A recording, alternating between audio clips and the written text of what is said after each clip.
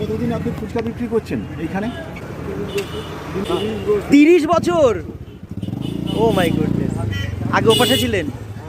দুই বন্ধু হঠাৎ করে প্ল্যান করে বেরিয়ে পড়লাম ফুচকা খাওয়ার উদ্দেশ্যে। ঘুরতে ঘুরতে পৌঁছালাম গঙ্গা জোয়ারাতে। আপনার নাম কি? প্রকাশ মণ্ডল।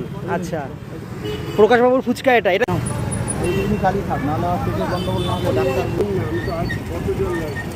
সুবিমল ভালো করে হাতটা ধুয়ে নিল ফুচকা খাবে বলে।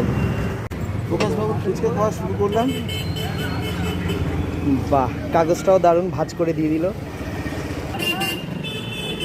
হ্যাঁ, আপনি কত বছর ফুচকা বিক্রি করছেন? 30 বছর। গঙ্গা জোয়ারের মতো জায়গায় এখানে 30 বছর ধরে এই দাদা ফুচকা বিক্রি করে যাচ্ছে। 30 বছর আগে তো এখানে ধান ক্ষেত ছিল। রাস্তা তো ছিল, এই রাস্তাটা খারাপ ছিল, মাটির রাস্তা ছিল। আগেও কি এরকম অনেকগুলো ফুচকালা ছিল নাকি একা ছিলেন আপনি?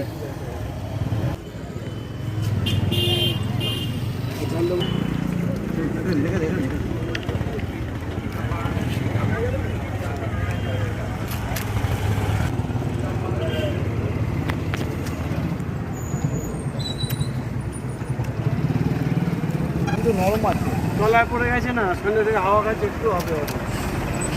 কত করে? 10 টাকা? 10 টাকায় 5টা ফুচকা।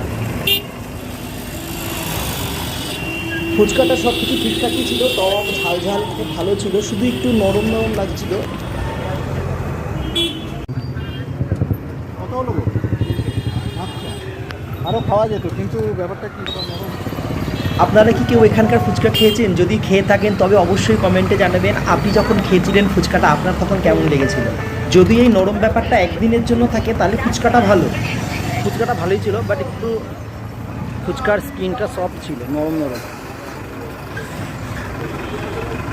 কেমন লাগলো ফুচকা? রিভিউ কি আছে? ভালো, কিন্তু নরম ছিল।